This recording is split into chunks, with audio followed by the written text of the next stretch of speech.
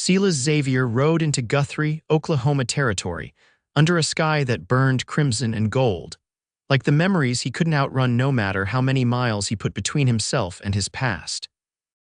The spring of 1889 had brought the land rush, but Silas had arrived late, carrying nothing but his Winchester, a half-empty bottle of whiskey, and ghosts that wouldn't let him sleep.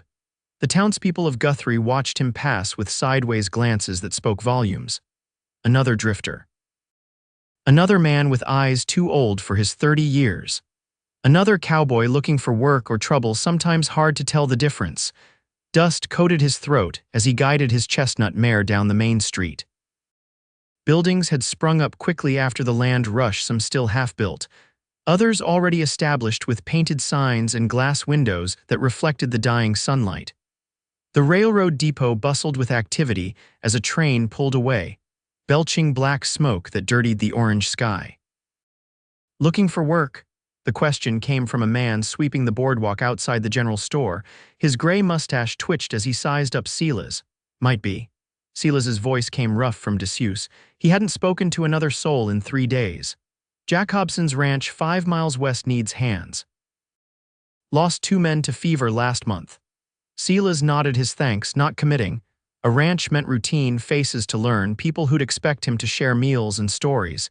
He wasn't sure he was ready for that. Not yet. Maybe not ever. He dismounted outside the saloon, tied his mare to the hitching post, and stepped inside. The piano player in the corner hammered out something that might have been cheerful once. Now it just sounded tired, like everything else in this territory still finding its footing. "Whiskey," he said to the barkeep, sliding a coin across the scarred wood. The man poured a generous measure. New in town, Silas didn't answer, just lifted the glass and let the burn do its work. "Not much for talking, are you?" The barkeep moved on to another customer, leaving Silas to his silence. 3 drinks later, the door to the saloon swung open, and conversation momentarily hushed. Silas didn't turn to look, not his business who came or went, but he caught the reflection in the mirror behind the bar. A woman, tall and straight-backed, wearing a simple blue dress that had seen better days. Her brown hair was pinned up, revealing a slender neck and determined expression. She walked directly to the bar, ignoring the stares. This was a saloon for men, not ladies, and everyone knew it. "Mr. Connolly," she addressed the barkeep, "has Dr. Ellis returned yet? My sister's time is close." "Haven't seen him, Miss Calloway. Heard he went to Stillwater for supplies." The woman's shoulders fell slightly, but her voice remained steady. "If you see him, please tell him Julia Calloway's sister needs him urgently." "I'll tell him." The barkeep's voice had softened, Silas noticed. Something about this woman commanded respect, even in a place like this. She nodded her thanks and turned to leave, her eyes momentarily meeting Silas's in the mirror. Clear hazel eyes that seemed to see right through him. He looked away first. After she left, the barkeep shook his head. "Shame about the Calloway sisters. Came out here with their father for the land rush. He died 3 months back, heart gave out while clearing the land. Now it's just Julia and her pregnant sister, trying to hold on to that claim all alone." Silas hadn't asked, but he found himself listening anyway. "Sarah's husband died back east before they came out here. Julia's been taking care of her ever since. That baby's due any day now." "Not my concern," Silas muttered, pushing his empty glass forward for a refill. The barkeep filled it with a knowing look. "Didn't say it was, stranger." That night, Silas slept in the livery stable, paying the boy to care for his horse. The hay was fresh, and he'd slept in worse places. As he drifted off, those hazel eyes floated in his mind, and he cursed himself for noticing them at all. Morning came with the sounds of a town waking up, wagons rolling, voices calling, hammers striking as new buildings rose. Silas stepped outside, stretching muscles stiff from the night, and decided he'd ride out to the Jack Hobson ranch. Not because he particularly wanted the work, but because moving on was what he did best. He was saddling his mare when a commotion down the street caught his attention. The woman from the saloon, Julia, was running toward the doctor's office, her skirts gathered in her hands. Even from a distance, the panic on her face was clear. "Dr. Ellis," she called, pounding on the door. "Please, are you back yet?" A passing woman stopped her. "He's not returned, Julia. What's wrong?" "It's Sarah. The baby's coming and something's not right. There's too much blood." Her voice cracked on the last word. Silas told himself to turn away, to mount up and ride out as planned. It wasn't his problem. He'd seen enough death to last several lifetimes, but his feet moved of their own accord, crossing the street toward her. "I'm not a doctor," he said, his voice making her turn sharply, "but I've helped birth calves and foals, sometimes even people during the war." Hope and desperation warred on her face. "You were in the war, a medic." "No, madam, just a soldier who sometimes had to help when there was no one else." She studied him for a long moment, clearly weighing her limited options. Finally, she nodded. "Please, our claim is a mile east of town. I have a wagon." Before he could reconsider, Silas found himself climbing up beside her on a weathered wagon pulled by an old mule. They rode in tense silence, the woman occasionally flicking the reins to urge more speed. "I'm Julia Calloway," she said finally, as if remembering her manners. "Silas Xavier." "Thank you for coming, Mr. Xavier," he grunted in response. He wasn't doing it for thanks. Wasn't entirely sure why he was doing it at all. They reached a small homestead, a modest cabin with a partially plowed field behind it. Smoke curled from the chimney and chickens scattered as the wagon approached. "Sarah," Julia called as she jumped down, not waiting for Silas's help. "I'm back." Inside, the cabin was neat but sparse. A fire burned in the stone hearth, and a young woman lay on a bed in the corner, her face contorted in pain, blonde hair plastered to her forehead with sweat. Her rounded belly strained against a nightgown stained with what Silas immediately recognized as too much blood. "Julia," the woman gasped. "Who is Mr. Xavier has experience with birthing. He's going to help until Dr. Ellis returns." Silas removed his hat, feeling suddenly out of place. "Madam," he nodded to Sarah, "I need clean cloths, hot water, and whatever alcohol you have." Julia moved immediately to gather the supplies while Silas rolled up his sleeves. He'd seen men die in ways that still haunted his dreams, but the thought of this young woman dying in childbirth, her sister watching helplessly, stirred something in him he thought long dead.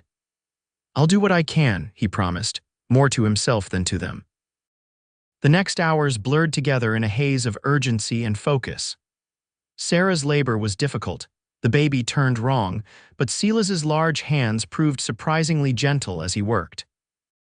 Julia stayed by her sister's side, wiping her brow, murmuring encouragement, occasionally meeting Silas's eyes across the bed with a mixture of fear and determination that matched his own. When the baby finally emerged, a tiny, red-faced girl with a shock of dark hair, the silence stretched for one terrible moment before she drew breath and let out a wail that filled the cabin.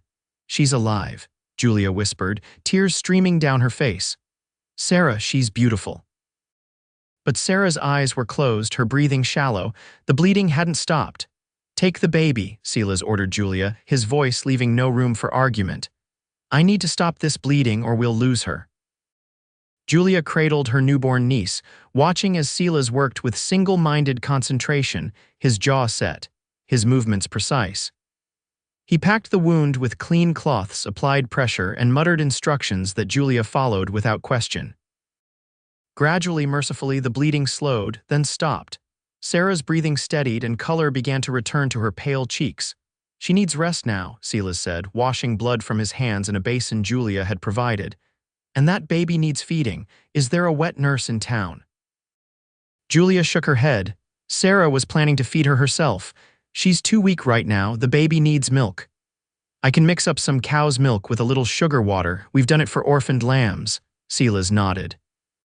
It wasn't ideal, but it might keep the little one alive until her mother could feed her. As night fell, Sarah slept, exhausted but stable. The baby, swaddled in a soft blanket, had taken some of the milk mixture from a rag dipped in the solution.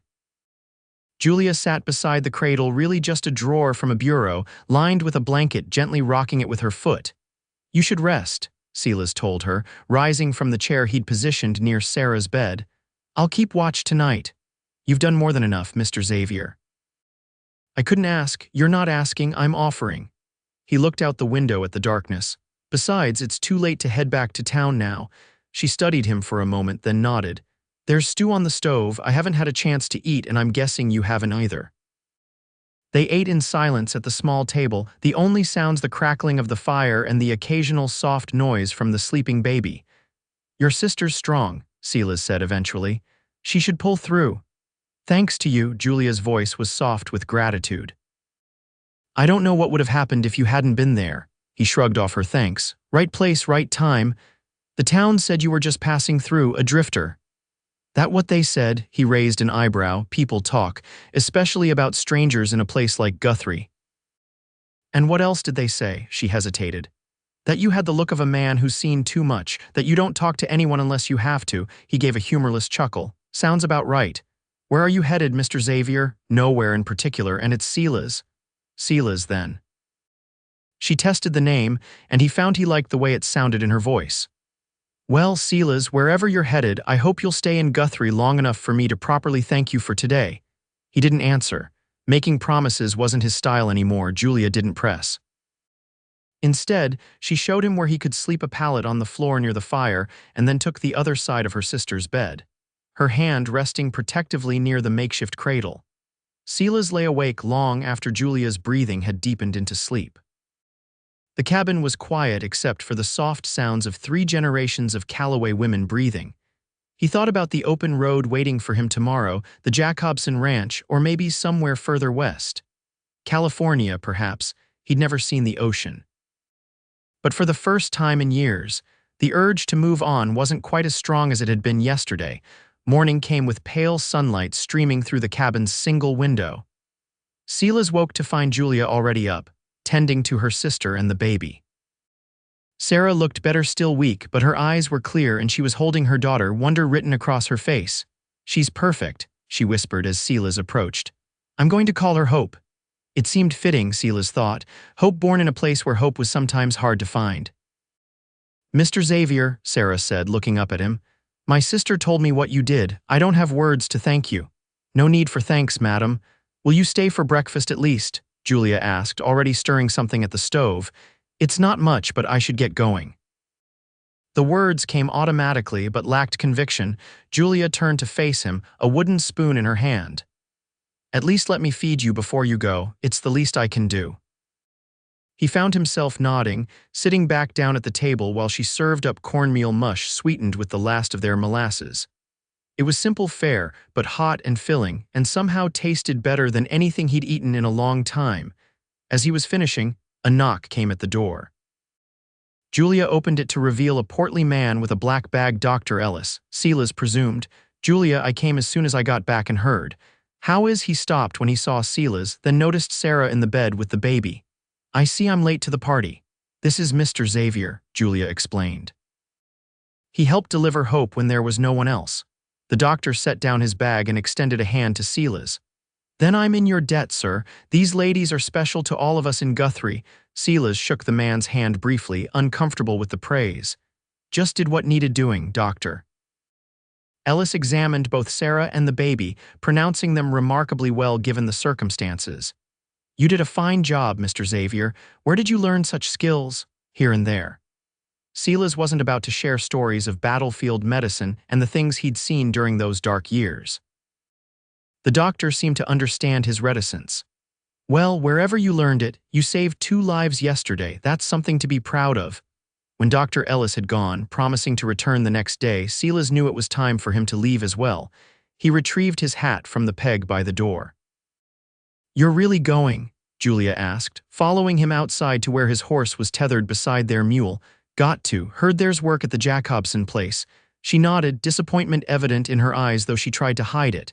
It's a good place. Mr. Jacobson is fair from what I hear. Silas untied his mare, checking the saddle straps. What will you do now? You and your sister, I mean, Julia sighed, looking back at the cabin. Keep going, I suppose. We have 40 acres here. Good land if we can manage to work it. Pa had dreams of a real farm, wheat, corn, maybe even some apple trees eventually. That's a lot for 2 women and a baby to manage. We don't have much choice. This land is all we have left. Silas mounted his horse, looking down at Julia. The morning sun caught in her hair, turning the brown to copper and gold. If you need anything, I know where to find you, she finished for him. Jacobson's ranch, 5 miles west, he nodded, tipping his hat. Miss Calloway, Julia, she corrected, a small smile playing at her lips. After yesterday, I think we're well past formalities, don't you? That smile did something to him, something warm and uncomfortable that he hadn't felt in a very long time. Without another word, he turned his horse and rode away, feeling her eyes on his back long after he was out of sight. The Jacobson Ranch was exactly as described 5 miles west of town, sprawling across the rolling prairie with cattle dotting the landscape. The main house was substantial, with a large barn and several outbuildings nearby. Men worked in the corrals, breaking horses or mending equipment. Silas was hired on the spot. Hands were scarce, and his experience was evident in the way he handled himself. He was given a bunk in the bunkhouse with 5 other cowboys, a place at the meal table, and instructions to be ready to ride at dawn. Days passed in a familiar rhythm of hard work that left little time for thinking. Silas preferred it that way. He rode fence lines, rounded up strays, and helped brand new calves. The other men quickly learned he wasn't one for cards or storytelling in the evenings, and mostly left him to his silence. But at night, when the bunkhouse was quiet except for the snores of tired men, Silas found himself thinking about the Calloway sisters. About little Hope, who'd come into the world fighting, about Julia's determined face as she'd helped him save her sister's life. A week after he'd arrived at the Jacobson Ranch, the foreman assigned him to ride into town for supplies. Silas didn't argue, though part of him wanted to. Town meant people, questions, the possibility of running into Julia again. Guthrie had grown even in the short time since he'd last seen it. New buildings stretched along the main street, and the sound of construction was constant. The railroad had brought prosperity, and the town was determined to become something more than just another stop along the tracks. Silas finished his errands efficiently, loading supplies into the wagon he'd brought. He was just about to head back to the ranch when a familiar voice called his name. "Silas, Mr. Xavier." He turned to see Julia hurrying toward him, a basket over her arm. She wore a different dress than the last time he'd seen her, green this time, with a white collar, and her hair was neatly braided. "Miss Calloway," he acknowledged, removing his hat. "I thought that was you." She smiled, slightly breathless from her quick pace. "How are you finding Jacobson's? Its work? And Sarah wanted me to tell you again how grateful we are. Hope is doing wonderfully, growing stronger every day." Silas nodded, genuinely glad to hear it. "Your sister recovering well?" "Yes, much better. Dr. Ellis says she's healing nicely." Julia hesitated, then added, "We've been hoping you might visit sometime, when you're not working, of course." The invitation caught him off guard. "Not sure that would be appropriate, madam." "Julia," she corrected again, her eyes holding his. "And why wouldn't it be appropriate? You saved my sister and niece. You're practically family now." Family. The word struck him like a physical blow. He hadn't had family in so long he'd almost forgotten what it meant. "I should get these supplies back to the ranch," he said, gesturing to the loaded wagon. Disappointment flickered across her face, but she nodded. "Of course. But the invitation stands, Silas. Sunday dinner, perhaps. We always make extra." Before he could formulate a polite refusal, a man approached them, eyeing Silas with undisguised suspicion. "Everything all right here, Julia?" the man asked, never taking his eyes off Silas. "Perfectly fine, Sheriff Bowman." Julia's tone cooled noticeably. "Mr. Xavier is a friend. He helped deliver Hope when Dr. Ellis was away." The sheriff, a stocky man with a neatly trimmed beard and calculating eyes, relaxed slightly. "I see. My apologies, Mr. Xavier. We're protective of our own here in Guthrie." Silas merely nodded, not trusting himself to speak. Something about the way the sheriff looked at Julia, possessive, almost raised his hackles. "I was just inviting Mr. Xavier to Sunday dinner," Julia continued, either oblivious to the tension or choosing to ignore it. "That's so." The sheriff's smile didn't reach his eyes. "Well, don't let me interrupt your conversation. Good day to you both." He tipped his hat and moved on, glancing back once over his shoulder. "Friend of yours?" Silas asked when the man was out of earshot. Julia sighed. "Sheriff Bowman has been attentive since my father passed. He thinks a woman alone or nearly alone needs a man's protection." "And what do you think?" A spark of defiance lit her eyes. "I think we've managed just fine. Better than fine, actually. Our corn is coming up nicely, and we've added 3 more chickens to our flock." Silas almost smiled at her pride. "Impressive. So will you come, Sunday after church, around 1 o'clock? He should say no. He knew he should. Getting involved with the Calloways, even just for a meal, would complicate things. Complications led to attachments, and attachments led to pain. He'd learned that lesson too many times to count, But looking at Julia's hopeful face, he found he couldn't refuse. "I'll see if I can get away." Her smile was like sunrise. "Wonderful, Sarah will be so pleased." With a small wave, she continued on her way, leaving Silas to wonder what he'd just gotten himself into. Back at the ranch, the foreman raised an eyebrow when Silas asked for Sunday afternoon off. "Got yourself a lady friend in town already, Xavier?" "Just a social call," Silas replied evenly, continuing to brush down his horse. The older man chuckled. "Well, I suppose you've earned it. Been working harder than two men since you got here." Sunday arrived clear and warm, the kind of spring day that held the promise of summer. Silas bathed in the creek behind the bunkhouse, shaved carefully, and put on his one clean shirt. He'd even polished his boots, a fact that earned him some good-natured ribbing from the other hands. "Must be some gal," one of them commented, watching Silas comb his dark hair back from his forehead. Silas didn't bother correcting him. Let them think what they wanted. It wasn't as if he'd be staying long enough for it to matter.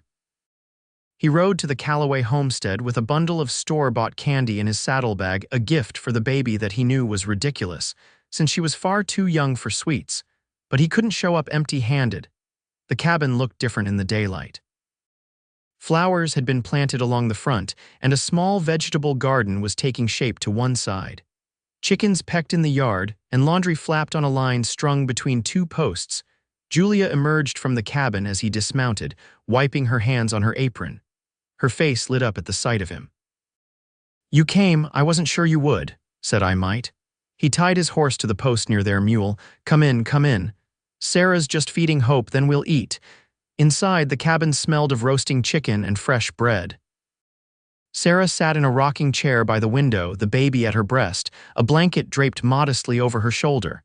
She looked up as Silas entered, her smile genuine. "Mr. Xavier, it's so good to see you again." Silas removed his hat, suddenly aware of how big he was in this small space, how out of place. "Madam, you're looking well."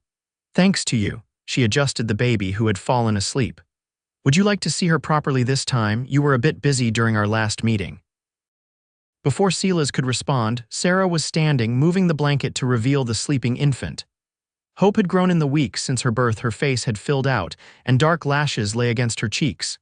"She's got your eyes," he said to Sarah, noting the baby's fair coloring. "But Julia's chin, don't you think?" Sarah looked fondly at her sister.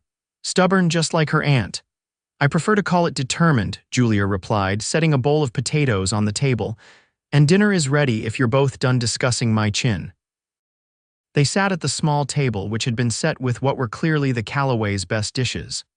The meal was simple but delicious: roast chicken, potatoes, fresh bread, and early greens from their garden. The sisters kept the conversation flowing, telling Silas about their journey west, their father's dreams for the homestead, the challenges and joys of their new life in the territory. "Pa always said Oklahoma would be the Garden of America one day," Sarah said, a wistful smile on her face. "He just didn't live to see it." "He'd be proud of what you've accomplished," Silas said, surprising himself with the sincerity in his voice. Julia caught his eye across the table, her expression soft. "Thank you for saying that. Sometimes it feels like we're just barely hanging on." After the meal, Sarah took Hope for her afternoon nap, leaving Julia and Silas sitting on the cabin's small front porch. The afternoon sun cast long shadows across the yard, and a light breeze carried the scent of wild prairie roses. "It's not much compared to Jack Hobson's ranch," Julia said, looking out over their modest property. "But it's ours." "It's a good piece of land," Silas replied honestly. "Good soil, water nearby. Your father chose well." "He did." She turned to face him. "What about you, Silas? Where's your land?" He shook his head. "Don't have any, never stayed in one place long enough." "Because you don't want to, or because you haven't found the right place yet?" It was a perceptive question, one that made him uncomfortable. "Both, maybe. Never saw the point in putting down roots." "Everyone needs roots eventually," she said softly. "Even the strongest tree can't stand without them." "I'm not a tree, Julia." "No, you're more stubborn." Her smile took any sting from the words. "But I've seen how gentle you can be with Sarah, with Hope. That doesn't come from nowhere." Silas looked away, uncomfortable with her perception. Had a family once, long time ago. He hadn't meant to say it, hadn't spoken of them to anyone in years. But something about Julia made the words come out. She didn't press, just waited, her eyes on him, patient and kind. "Wife and son," he continued finally, his voice rough. "Yellow fever took them both in '76. Boy was just 4. Julia's hand found his on the porch rail, warm and steady. "I'm so sorry, Silas, been a long time now." But the pain in his chest as he said it belied his words. "Some wounds never fully healed. Is that why you drift? Because home reminds you of what you lost?" He'd never thought of it that way, but she wasn't wrong.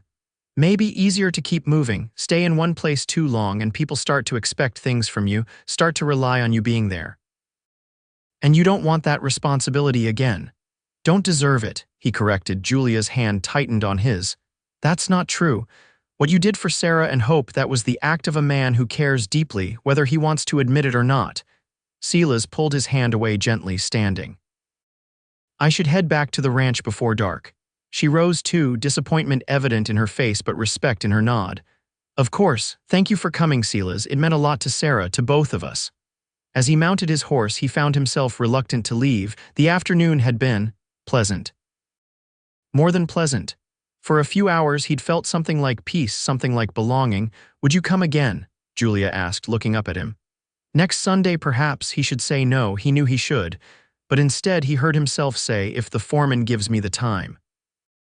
Her smile was worth the momentary weakness, he decided. The ride back to the ranch gave him too much time to think. About Julia's perceptive questions. About the way her hand had felt on his, warm and alive. About the comfortable silence they'd shared on that porch, watching the sun move across the sky, dangerous thoughts, all of them. He'd learned the hard way that happiness was fleeting, that loss was the only constant. Better not to have than to have and lose. Better to keep moving than to stay and watch it all crumble again. And yet, the following Sunday found him once again bathing in the creek, shaving carefully, ignoring the knowing looks of the other ranch hands as he rode out. This time, he brought a small wooden horse he'd carved during his evening hours in the bunkhouse. Again, a gift for a baby who couldn't appreciate it yet, but it gave him an excuse, a reason for his visit beyond the simple truth that he wanted to see Julia again. The pattern continued through April and into May. Each Sunday, Silas would ride to the Calloway homestead, where Julia would greet him with a smile that grew warmer each time. They'd share a meal, sometimes with Sarah and Hope, sometimes just the two of them when Sarah was resting. Afterward, they'd sit on the porch and talk or not talk, which was just as companionable. Silas found himself speaking of things he hadn't shared in years. His childhood in Tennessee, his time in the war, the ranch in Texas where he'd met his wife, Catherine. His son, Thomas, who'd had his mother's eyes and his father's stubborn chin. In turn, Julia told him of her life in Pennsylvania before the journey west. Her dreams of becoming a teacher someday. The suitors she'd turned away because they couldn't understand her devotion to her sister. The promise she'd made to her dying father to keep the land and make it flourish. "He was the strongest man I knew," she said one afternoon as they walked the boundary of the Calloway property. "But in the end, his heart just gave out. Dr. Ellis said it was the strain of the journey and the work. I think it was losing my mother that really did it. They'd been married 30 years. I don't think he knew how to be without her." Silas understood that feeling all too well. Some losses change who you are. She looked up at him, the setting sun casting golden light across her face. "Yes. But sometimes, if we're very lucky, we get a second chance to be someone new." The words hung between them, loaded with meaning neither was quite ready to acknowledge. In town, people had begun to notice Silas's regular visits to the Calloway homestead. Gossip spread, as it always did. The cold-eyed drifter and the elder Calloway sister. An unlikely pair, folks said. What did she see in him? What was he after? Sheriff Bowman took particular interest in the rumors. One day in early June, as Silas was loading supplies for the ranch, the lawman approached him directly. "Xavier," he said, his hand resting casually on his gun belt. "Got a minute?" Silas straightened, eyeing the man warily. "What can I do for you, Sheriff? Been hearing things about you and Julia Calloway." The sheriff's tone was conversational, but his eyes were hard. "Seems you've been spending a lot of time out at their place." That a crime in Guthrie, not a crime, just curious is all. Julia's well respected in this town. Her father was a good man, wouldn't want to see her reputation compromised. Silas's jaw tightened. Nothing improper going on, Sheriff. Miss Calloway's sister and niece are always present. Glad to hear it. The sheriff smiled, but it didn't reach his eyes. Thing is, Xavier, folks around here are protective of the Calloway sisters. They've had a rough go of it. Don't need some drifter making things harder. Is there something specific you want to say to me? Silas asked, his patience wearing thin. Just this: Julia Calloway deserves a man who can put down roots, a man with prospects, a future, not someone who's here today, gone tomorrow. The sheriff adjusted his hat. Think about that next time you ride out there. He walked away before Silas could respond, which was probably for the best. The words had hit too close to home, echoing Silas's own doubts. That Sunday, as Silas rode to the Calloway homestead, dark clouds gathered on the horizon. A summer storm was brewing, the air heavy with the promise of rain. He'd almost decided to turn back when the cabin came into view, smoke rising from the chimney despite the warm day. Julia met him at the door, her face drawn with concern. Sarah's fever is back. Dr. Ellis came this morning and left some medicine, but she's been asking for you. Silas followed her inside, where Sarah lay in her bed, her face flushed, her breathing labored. Hope slept in her cradle nearby, oblivious to her mother's distress. Silas, Sarah whispered when she saw him. You came. He knelt beside the bed. Of course I came. How are you feeling? I've been better. She attempted a smile, but it turned into a grimace of pain. Julia says a storm is coming. It should break soon. Will you stay until it passes? Her voice was faint, her eyes already drifting closed again. Julia shouldn't be alone during a storm. I'll stay, he promised, though he knew he shouldn't.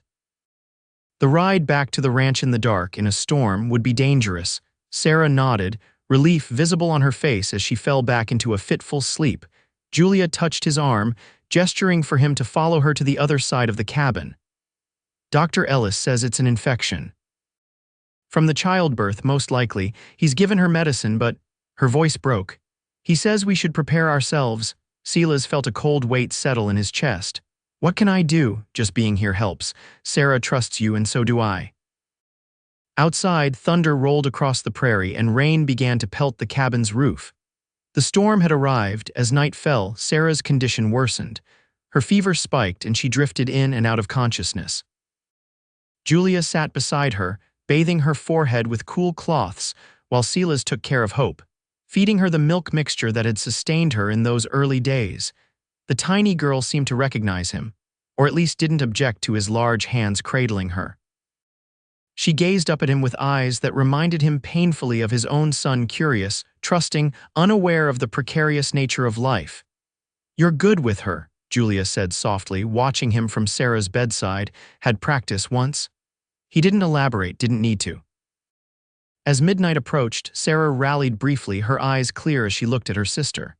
Julia, she whispered, promise me you'll take care of Hope, raise her as your own.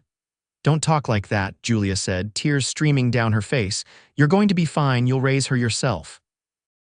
But Sarah shook her head weakly. Promise me, Julia, please. I promise, Julia choked out. I'll love her as my own, but you're not going anywhere, Sarah. You hear me? You're going to fight this. Sarah's eyes moved to Silas, who stood holding the baby. Take care of them, Silas, they need you.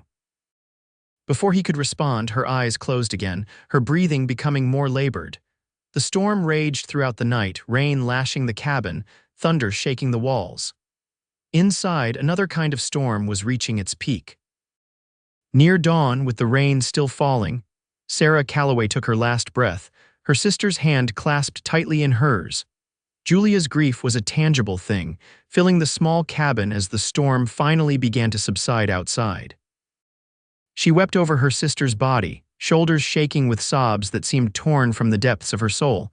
Silas stood helplessly by, Hope now asleep in her cradle, the weight of Sarah's final request heavy on his shoulders. Take care of them, she'd said, as if he were capable of such a thing. As if he hadn't failed to protect his own family. When Julia's sobs finally quieted, Silas approached her gently, placing a hand on her shoulder. Julia, you should rest. I'll take care of everything else. She looked up at him, her face ravaged by grief, but her eyes dry now. What am I going to do, Silas? How can I do this alone? The question pierced him. You're the strongest person I know, Julia Calloway. You'll find a way, and you won't be alone. The town will help. The town, she repeated, a bitter edge to her voice. The town that watches and judges and offers help with strings attached. Sheriff Bowman has been waiting for an excuse to swoop in and save me. This will be his perfect opportunity. Silas's jaw tightened at the mention of the sheriff. Is that what you're afraid of, him pressuring you now? I'm afraid of everything right now, she admitted. Of raising hope alone, of losing the land, of making the wrong choices.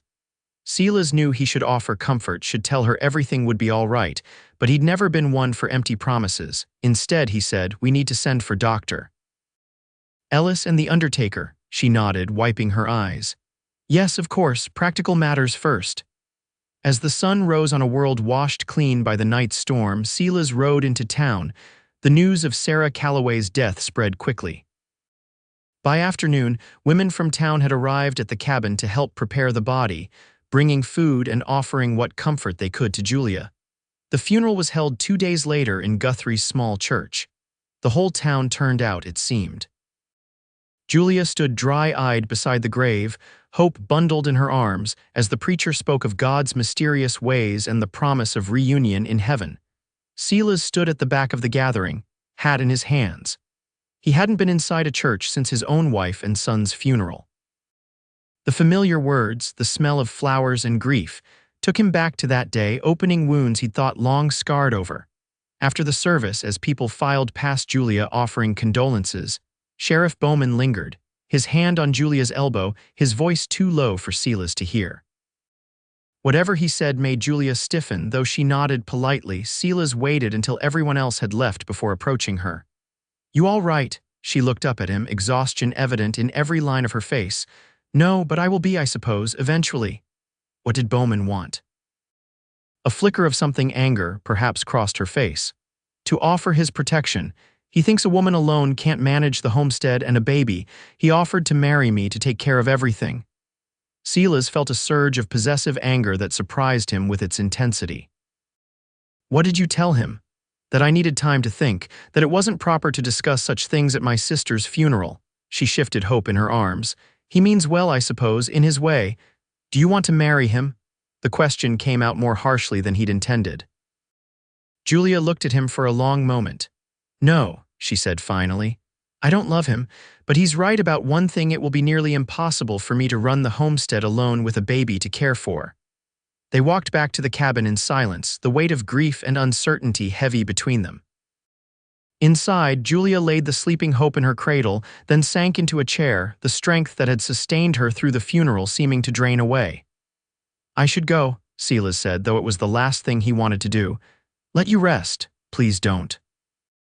Her voice was small, vulnerable in a way he hadn't heard before. I can't bear to be alone right now. So he stayed. He built up the fire, made tea from the supplies the town women had brought, and sat with her as twilight settled over the prairie.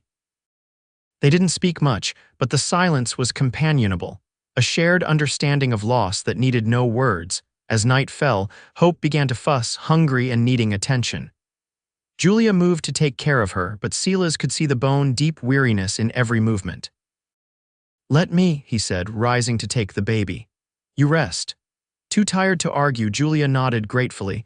Silas prepared the milk mixture as he'd seen her do many times, testing it on his wrist before offering it to Hope. The baby drank eagerly, her tiny hands curling against the cloth-wrapped bottle. Julia watched them from her chair, a small smile breaking through her grief. You really are good with her. Silas looked down at the infant in his arms. She makes it easy, good-natured like her mother. She's all I have left now, Julia whispered. My only family. The words hung in the air between them. Silas knew what he should do: offer comfort, then leave, go back to the ranch. Continue the life he'd been living before the Calloways had entangled themselves in his heart. But watching Julia brave, determined Julia who had lost so much and still found the strength to go on, he couldn't bring himself to walk away. Not yet, Julia, he said, his voice rough with emotion he rarely allowed himself to feel. I know it's not my place, but I want to help, however I can. You already have, Silas, more than you know. No, I mean. He hesitated, uncertain how to express what he wanted to say. I could stay tonight, sleep on the porch or something, just so you're not alone. She considered him for a long moment. People would talk. Let them. A small smile touched her lips. All right, but not on the porch. You can use Sarah's bed. Hope and I will take mine. It felt wrong somehow to sleep in the bed where Sarah had died just days before. But Julia insisted, saying her sister would have wanted him to be comfortable. As Silas laid down that night, he could smell lavender Sarah's soap, perhaps on the pillow. The scent reminded him of his wife, of a home long gone, and for the first time in years the memory brought more comfort than pain. In the darkest part of the night, Hope's crying woke him. He heard Julia stir, murmuring softly to the baby, but the cries continued. Rising, he crossed to where Julia sat in the rocking chair, trying to soothe the inconsolable infant. "She won't settle," Julia said, fatigue evident in her voice. "I've fed her, changed her. I don't know what else to do." "Let me try." Silas took the baby, cradling her against his chest. Hope's cries continued for a moment, then gradually subsided as he began to rock her, humming a tune his own mother had sung to him as a child. Julia watched in amazement as Hope's eyes grew heavy, then closed. "How did you do that?" Silas shrugged. "Just lucky, I guess." But as he continued to rock the sleeping baby, an idea began to form in his mind. A crazy, impossible idea that he knew he should dismiss immediately. Instead, once Hope was deeply asleep and back in her cradle, Silas went outside to the woodpile. By the light of the moon, he selected several pieces of good, straight-grained wood and carried them back inside. "What are you doing?" Julia asked, watching as he cleared a space on the floor. "Something I should have done a long time ago," he replied, reaching for the tools he'd seen stored on a shelf. Through the rest of that night and into the morning, Silas worked with quiet intensity. His hands remembered skills long unused, measuring, cutting, fitting pieces together with precision. Julia watched in bewildered silence as a shape began to emerge: 4 slender posts, a sturdy base, delicate railings. By dawn, a cradle stood beside Julia's bed, simple but beautiful, the wood sanded smooth and fitted together without a single nail, just wooden pegs and joinery that would hold for generations. "Silas," Julia breathed, running her hand along the curved top rail. "It's beautiful." "But why? Your sister asked me to take care of you both," he said, his voice gruff with emotion he couldn't quite contain. "I haven't been much good at taking care of anyone since I lost my family, but maybe I can try again, if you'll let me." Julia's eyes filled with tears. "What are you saying, Silas?" "I'm saying I want to stay here with you and Hope." He took a deep breath. "I'm not offering marriage, not yet, that would be too soon for both of us, but I'm offering to help, to be here, to see if maybe together we can build something worth having." A single tear spilled down her cheek. "The town will talk, they'll say terrible things. Let them talk, we'll know the truth." "And what is the truth, Silas Xavier? Why would you do this for us?" He looked at the cradle he'd built, at the sleeping baby inside it, at the woman who had somehow breached the walls around his heart without even trying. "Because for the first time since I lost Catherine and Thomas, I feel something other than emptiness when I think about the future. Because when I'm with you, I remember what it was like to have a home, a purpose." Julia crossed the room to stand before him, her eyes searching his face. "Is that enough? Memories of what was?" "No," he admitted, "but maybe it's a start, a foundation to build on." She reached up, her hand gently touching his face. "The town said you had no heart left to give, that you were cold, closed off, untouchable. Maybe they were right." He covered her hand with his own. "But you touched me anyway." In the early morning light, with the cradle he'd built standing as witness, Julia Calloway rose on her toes and pressed her lips to Silas Xavier's. It was a gentle kiss, tentative and questioning, but it held the promise of more to come. When she pulled back, her eyes were clear and certain. "Stay, Silas, help me raise Hope. Help me keep this land, and maybe someday we can build more than just a cradle together." He nodded, a weight lifting from his shoulders that he hadn't even realized he'd been carrying. "I'll stay as long as you'll have me." "That might be a very long time," she warned, a smile playing at her lips. "I'm stubborn, remember?" "I remember." He smiled back, the expression feeling foreign but right on his face. "I'm counting on it." That morning, Silas rode back to the Jacobson ranch to collect his few possessions and give notice. The foreman wasn't surprised. "Figured this was coming," he said as Silas packed his saddlebags. "Town's been talking about nothing but you and the Calloway woman for weeks." "That's so?" "Yep." "Odds in the betting pool were 10-1 against you staying." The older man grinned. "Just won myself $5. Silas almost laughed. "Glad to be of service." When he returned to the Calloway homestead that afternoon, Julia was outside, hanging laundry while Hope napped in her new cradle.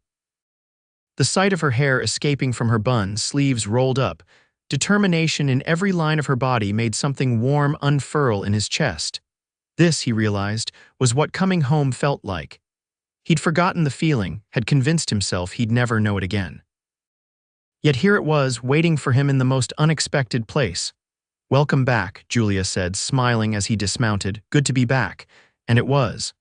For the first time in years, Silas Xavier was exactly where he wanted to be. The town of Guthrie talked, of course. Tongues wagged over fences and in the general store. The cold-eyed drifter and the Calloway woman living in sin, some said. A scandal, others declared. Sheriff Bowman made a point of riding out to the homestead frequently, ostensibly to check on things, his disapproval evident in every line of his face. But Silas and Julia paid the gossip little mind. There was too much work to be done, crops to tend, animals to care for, a baby to raise.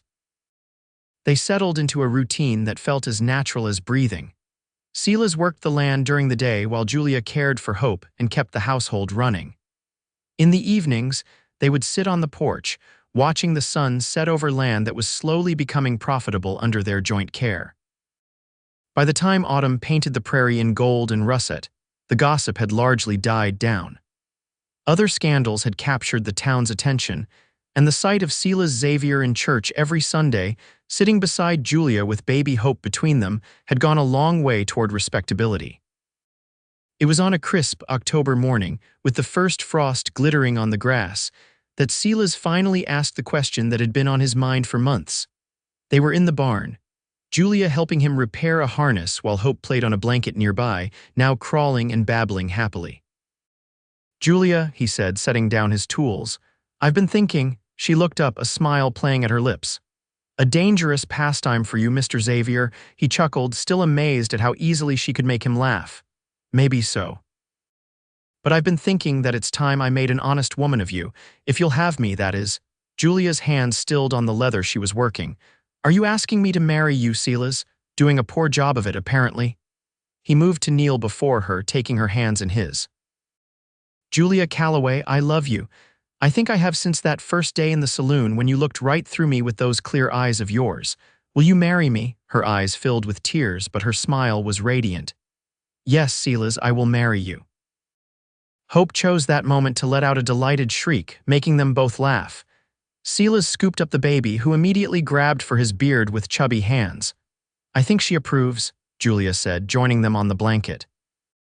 "Smart girl," Silas replied, his heart fuller than he'd ever thought possible again.